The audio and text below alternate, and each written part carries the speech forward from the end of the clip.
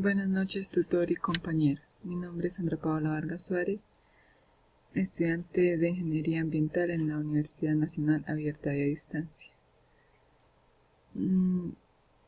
Les vengo a presentar los experimentos de microbiología ambiental.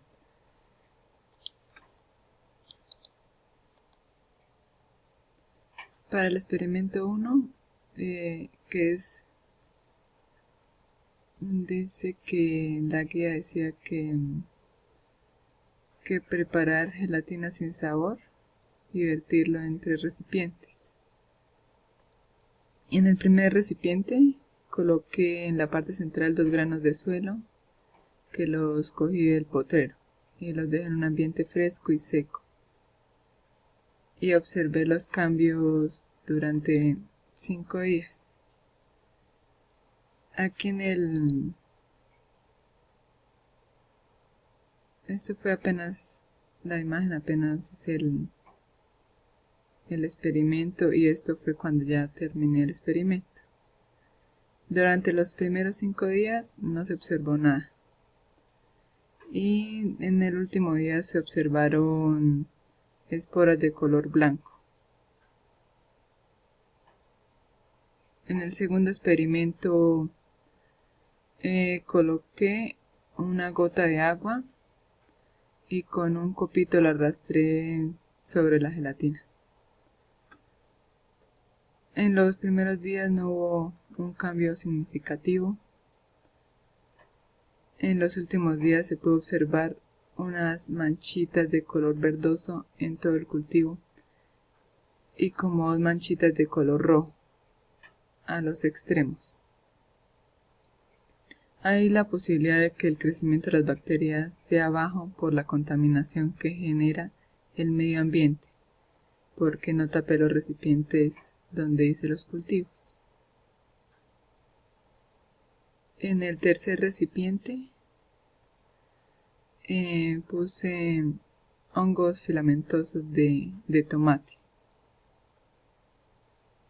En los primeros días no se observó así mayor cosa, porque es que también puede ser por el calor. Entonces lo que pasó fue que la gelatina se puso líquida un poco. Entonces creo que también por eso no funcionó muy bien los experimentos. En los últimos días el crecimiento respecto a los anteriores días no es tan significativo. La gelatina se derritió un poco. En el primer día quedó compacta y pues en los últimos días tenía un poco más de colonias. Para el segundo experimento es la columna de Winogradsky. Con este experimento reconocí los diferentes procesos de metabolismo que se presentan en aguas y lodo, generalmente en las plantas de tratamiento de agua residual. Con la columna de Winogradsky permití conocer la diversidad de rutas bioquímicas y la colonización por parte de bacterias dependiendo las condiciones del medio. Materiales: botella plástica, lodo negro, este lo recogí en el río del municipio, papel periódico picado, hojas secas de árboles, papel vinipel y puntilla de acero. Procedimiento: en el recipiente coloqué en el fondo la mezcla de lodo con las tiritas de papel periódico, las hojas secas hasta que quede una capa compacta de lodo, sin formación de burbujas. Lo mezclé homogéneamente y le agregué la puntilla de acero. La capa de lodo fue de 10 centímetros de espesor. Con mucho cuidado se agregó el agua de charca hasta que quedó casi lleno el frasco, dejando un espacio de 4 centímetros aproximadamente de aire. Finalmente se tapó con el papel vinipel y se dejó en un lugar donde le daba la luz solar. Aquí están las imágenes de cuando hice el experimento y esta fue la imagen final del experimento. Las preguntas. ¿Por qué se forman manchas negras en el lodo? Debido a la reacción química del ácido sulfhídrico liberado por las bacterias con hierro del suelo. Si hay una buena cantidad de hierro, las manchas pueden extenderse por toda la columna. Otra pregunta. ¿Por qué la parte superior de la columna es verde? Por las cianobacterias fotosintéticas. Estas bacterias se caracterizan por ser las únicas que realizan una fotosíntesis similar a la de las plantas. ¿Cuál es la fase anaerobia de la columna? En esta fase pueden crecer dos tipos de microorganismos, los que fermentan la materia orgánica o los que realizan la respiración anaerobia. En el nivel más bajo de la columna, en un ambiente con alta concentración de ácido sulfhídrico, en el fondo de la columna se encuentran las bacterias Amoebobacter. Después de una semana aparecieron las bacterias del género Clostridium. Otra pregunta. ¿Cuál es la fase aerobia de la columna?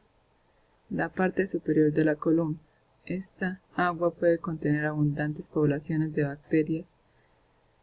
Son organismos que se encuentran en los hábitats acuáticos ricos en materia orgánica. Esta es la parte de la columna más rica en oxígeno y más pobre en azufre. ¿Cuál es la fase microaerófila de la columna? En esta fase la cantidad de azufre y oxígeno es el mismo. La columna, se puede decir que la columna está como en equilibrio. Otra pregunta. ¿A qué se debe el olor a huevo podrido en dichos sistemas?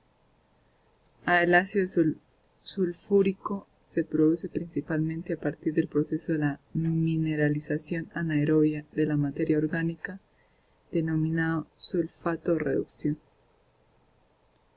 ¿Qué aplicabilidad tiene el experimento? Tiene un experimento que le permite entender dentro del ejercicio de la ingeniería ambiental. Estos experimentos que dices son cosas simples pero muy buenas para poner en práctica para la vida diaria, porque siempre uno pasa por un charco o quebrada que huele mal y uno se pone a analizar cuáles son las bacterias que están detrás de este proceso.